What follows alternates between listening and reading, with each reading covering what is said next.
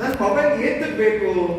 ನಾನು ವ್ಯವಹಾರಕ್ಕೆ ಬೇಕು, ನಾನು ಮಾತನಾಡಕ್ ಬೇಕು, ಅಥವಾ ಏನೋ ಒಂದು ಅದರಲ್ಲಿ ಆನ್ಲೈನ್ ಅಲ್ಲಿ ಕ್ಲಾಸ್ ಬರ್ತದೆ, ನಾನು ಮೊಬೈಲ್ ಉಪಯೋಗಿಸ್ತೀನಿ. ಬೆಳಗ್ಗೆ 5 ಗಂಟೆಗೆ ಮೊಬೈಲ್ ಅನ್ನ ಆನ್ ಮಾಡ್ತೀನಿ. ಏತಕ್ಕೆ? ಭಗವದ್ಗೀತೆ ಕ್ಲಾಸ್ಗೆ 7 ಗಂಟೆವರೆಗೂ ನಿಲ್ಲಿಸಲ್ಲ ನಾನು.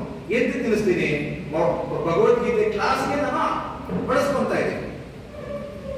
ಅಥವಾ ಮನೆಯಲ್ಲಿ ಎಲ್ಲರೂ ಮಲಗಿರ್ತಾರೆ, ಎದ್ದಿರ್ತೀರಿ, ನೀವು ಸುಪ್ರಭಾತ ಹಾಕೋದಕ್ಕೋ ಬುದ್ಧಿಗೀತೆಗಳು ಆಡೋದಕ್ಕೋ ಉಪಯೋಗಿಸ್ಕೊಳ್ಳಿ, ನಂದೇನು ಅಭ್ಯಂತರ ಇಲ್ಲ.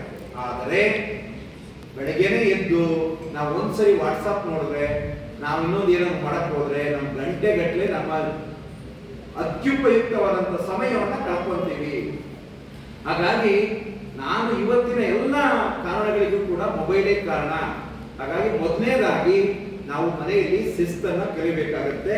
ಅದು ಯಾರಿಂದ ಬರಬೇಕು? ತಂದೆ ತಾಯಿಗಳು ಎಲ್ಲರೂ ಕೂಡ ಮೊದಲು ಮೊಬೈಲ್ ಅನ್ನ ಒಂದು ನಿರ್ದಿಷ್ಟವಾದ ಸಮಯದಲ್ಲಿ ಉಪಯೋಗಿಸೋದನ್ನ ಕಲಿಬೇಕು. ನಂತ ಮಕ್ಕಳು ಏನ್ಗೆಲ್ಲ ಹೇಳ್ತಾರೆ, ನಮ್ಮ ಅಪ್ಪ ಬಿಡ್ತಾರ, ನಮ್ಮಮ್ಮ ಬಿಡ್ತಾರ, ನಮ್ಮಮ್ಮ ನನಗಿಂತ ಜಾಸ್ತಿ ನೋಡ್ತಾರೆ, ನಮ್ಮಮ್ಮ ನನಗಿಂತ ಜಾಸ್ತಿ ನೋಡ್ತಾರೆ, ಏನು ನನಗೆ ಹೇಳ್ತಾರೆ, ನಾನು ಉಪಯೋಗಿಸೋದೆ ಅಂತ. ಇಲ್ಲಿ ಎಲ್ಲಿ ಯಾರು ಬುದ್ಧಿ ಹೇಳ್ಬೇಕು ನೋಡೋಣ? ಯಾರಿಗೆ ಬುದ್ಧಿ ಹೇಳ್ಬೇಕು? ಮಕ್ಕಳಿಗೆ ಹೇಳ್ಬೇಕಾ? ತಂದೆ ತಾಯಿಗಳಿಗೆ ಹೇಳ್ಬೇಕಾ? ಯಾರಿಗೆ ಹೇಳ್ಬೇಕು?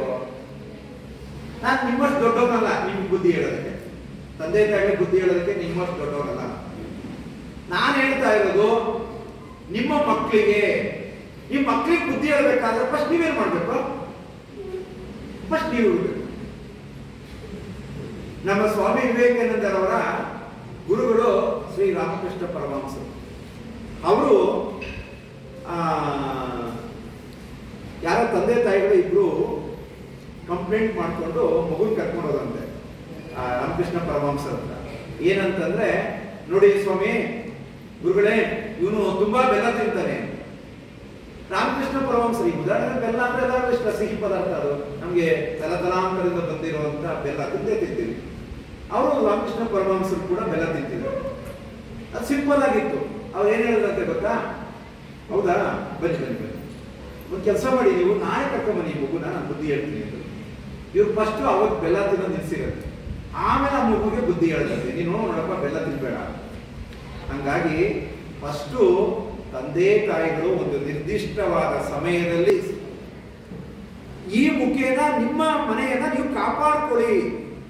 ಯಾಕೆ ಮಾತು ಹೇಳ್ತಾ ಇದ್ದೀನಿ ಅಂದ್ರೆ, ನಿಮ್ಗೆ ಗೊತ್ತಿಲ್ಲದೇನೆ ಇವತ್ತು ಸಮಾಜ ವ್ಯವಸ್ಥೆ ಹಾಳಾಗ್ತಾ ಇದೆ ಅಂತಂದ್ರೆ ಅದಕ್ಕೆಲ್ಲ ಕಾರಣ ಮೊಬೈಲ್. ಇನ್ನೊಂದು ಕಡೆ ಸಮಾಜ ಬೆಳೀತಾ ಇದೆ, ಇಂಪ್ರೂವ್ ಆಗ್ತಾ ಇದೆ, ಆರ್ಥಿಕವಾಗಿ ಸದೃಢರಾಗ್ತಾ ಇದ್ವಿ, ವ್ಯವಹಾರ ಮಾಡ್ತಾ ಇದೀವಿ ಅಂತಂದ್ರೆ ಅದಕ್ಕೆ ಕಾರಣ ಇವತ್ತು ಈ ಎಲ್ಲಾ ಸುಧಾರಣೆಗಳು, ಜಾಗತಿಕ ಮಟ್ಟದಲ್ಲಿ ಆಗ್ತಾ ಇರೋ ಸುಧಾರಣೆಗಳು. ನಾನಾಗಿ ಈ ಸುಧಾರಣೆಗೆ ನಾನು ಬೈಗುಳ ಕೊಡ್ತಾ ಇಲ್ಲ. ನಾವು ನಮ್ಮ ಮನೆಯನ್ನ ಜೋಪಾನವಾಗಿ ಕಾಪಾಡ್ಕೋಬೇಕು ಅನ್ನೋದಾದ್ರೆ ಮೊದಲು ನಾವು ಮೊಬೈಲ್ ಅನ್ನ ಹೇಗೆ ಉಪಯೋಗಿಸಬೇಕು ಅನ್ನೋದನ್ನ ಕಲಿಬೇಕು. ಒಂದು ಚಿಕ್ಕ ಉದಾಹರಣೆ ಕೊಡ್ತೀನಿ.